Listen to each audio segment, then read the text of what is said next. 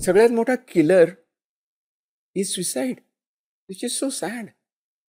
म्हणजे माणसं मरतात ती स्वतःच्या इच्छेनं मरतात, कंटाळून मरतात. आपण वाचतो पेपरमध्ये, मोठ्या प्रीमियर इन्स्टिट्यूट्समध्ये, मेडिकल कॉलेजेसमध्ये, राजस्थानमधल्या त्या गावामध्ये very young people are dying. 10-11 वर्षाची मुलं माझ्याकडे येतात, ते म्हणतात की अंकल मज़ा नहीं आ रहा है, क्या करूं? ऐसे लगतं की नहीं होगा तो अच्छा है. तर नहीं होगा तो अच्छा है म्हणजे काय रे असं हं. विचारलं तर अ, कहाँ भी खुशी नहीं मिलती.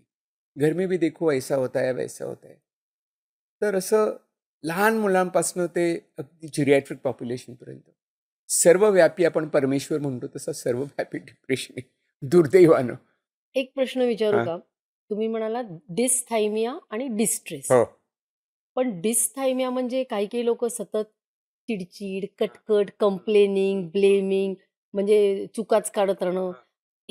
हे म्हणजे याचं लक्षण काय आणि केमिकल आहे इम्बॅलन्स की काय आहे? आहे. केमिकल इम्बॅलन्स पण आहे आहे. त्याच्यामध्ये. पण डिस्थायमियामध्ये काय आहे, की there is a sense of not feeling happy. म्हणजे मी विचारतो काही लोकांना, तुम्ही are you depressed? Hmm. No, I am not depressed. मग पुढचा प्रश्न असतो, are you happy? Can't say. Are you unhappy? Yes, I am unhappy. I am unhappy for a long time. म्हटलं how are you living with that? त्याच्यावर कसं तू इतकं अनहॅपीनेस मनात आहे, तर कसं मी काइंड ऑफ ॲडजस्ट केलं आहे माझ्या अनहॅपीनेसची. म्हटलं तुझी एफिशियन्सी कमी होते. You don't receive love. तुझ्यावरती प्रेम करणारे लोक आहेत, पण तुझ्यापर्यंत ते पोहोचत नाही आहेत. काही तुला हाक मारतायत प्रेम कर म्हणून, त्याला तू रिस्पॉन्डच करत नाही आहेस. तू असं एकारलेलं आणि असं अनहॅपी एन्जॉयमेंट करता येत नाही. एन्जॉयमेंट करत असताना सुद्धा मागे एक भीती असते, की अरे ही एन्जॉयमेंट संपली मग. खूप चांगलं काही घडलं ना, की मला असं वाटतं की नक्कीच माझ्या आयुष्यात काहीतरी वाईट घडलं.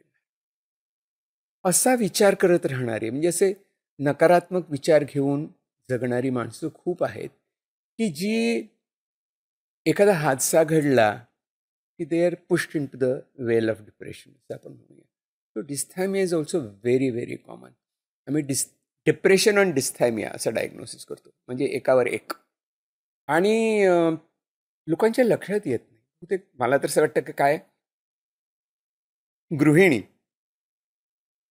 स्त्री, ती स्वतःचा व्यवसाय करणारी असो, काम करणारी असो, ती माझ्या मते आहेत आज सगळ्यात चॅलेंज्ड कोण व्यक्ती असतील, तर त्या स्त्रिया ऑफ ऑल एजेस आणि मुलं. कारण रोलमध्ये खूप डिमांड आहे. काय करायचं ते असंच केलं पाहिजे, तसंच केलं पाहिजे.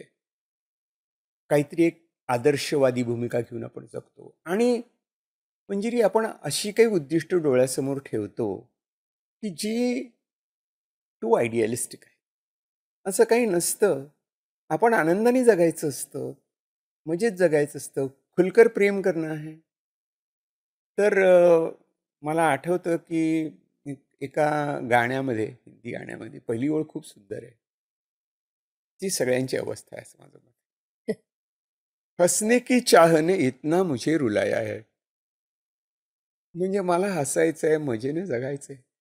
पण तो माझा प्रवास आहे, तो इतका कंटाळवाणा आणि दुःखमय झालेला आहे, की मला ती चाहत चाहच राहून गेली. तर असं आपल्या समाजाचं एकूण चित्र आहे. आणि शहरातच आहे असं नाही, गावामध्ये पण आहे. छोट्या-छोट्या गावातनं लोक कशी तरी वाट काढत, पैसे खर्च करत मुंबईला येतात.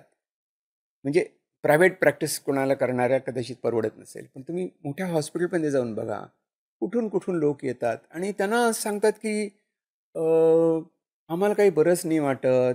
किंवा बायको नवऱ्याबद्दल कंप्लेंट करते. नवरा बायकोबद्दल म्हणतो, की ही काही सुखीच राहत नाही. ती दुःखीच असते. तिला काय कमी आहे, तरीसुद्धा ती अशीच का राहते. किंवा काही कमी असलं तरी ते ठीक आहे, आपण ॲडजस्ट केलंय. असा जे समाजाचं चित्र आहे, ते सॉरी ते जर डिप्रेसिंग आहे विचार केला तर. पण आहे हे खरं आहे. हे काही आपल्याला विसरून चालणार नाही आणि हा ग्लोबल फिनॉमिना आहे.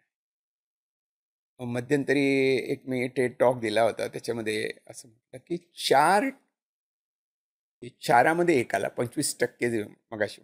4 एक आला म्हणजे तिथे 4-5 माणसं असतील ना, तर one may be having a clinical problem of depression. I claim की आय हॅव, म्हणजे आणखी कोणाला टाकायला नको. 4पैकी 1 म्हणजे. कारण असं आहे की माझे व्यक्तिगत बोलायचं झालं तर काय आहे सायकॅट्रीमध्ये, मनोविकार शास्त्रामध्ये आणि मेंटल हेल्थ प्रोफेशनल्स प्रचंड डाउनलोडिंग आहे. येणारा माणूस हा ढसा रडण्याकरताच आलेला असतो आणि तो रडला नाही तर मला असं वाटतं की आज माझं काहीतरी गडबड झाली, आज कोणी रडलं नाही, टिश्यू पेपर दिला नाही आज मी. ते मोठं बंडल माझ्याकडे समोर ठेवलेलं असतं. आता मला कळतं की आता ही व्यक्ती रडणार आहे. त्याच्या आधी टिश्यू पेपर हातात असतो. म्हणजे त्यांना वाटतं की हां, is it okay to cry? म्हटलं येस, बाय ऑल मीन्स.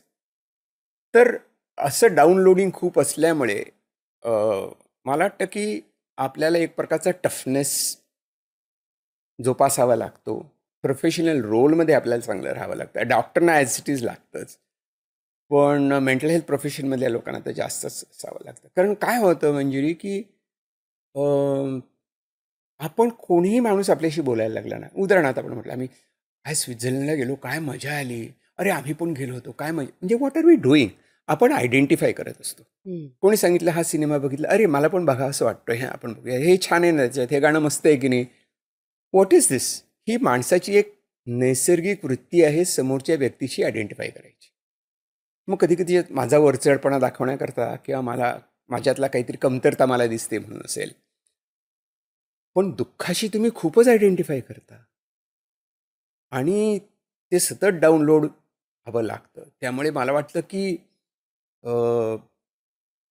ते जे हिपोक्रेटिसनी म्हटलं आहे ना की physician heal thyself first, तसं मेंटल हेल्थ प्रोफेशनल्सना स्वतःची काळजी घेणं खूप गरजेचं आहे. कारण if you see the statistics, we are the most endangered, not species, endangered people in the medical profession. ही क्लिप शेवटपर्यंत बघितल्याबद्दल खूप खूप धन्यवाद. संपूर्ण एपिसोड बघण्यासाठी खाली दिलेल्या लिंकवर क्लिक करा आणि सर्व काही चॅनलला सबस्क्राईब करायला विसरू नका.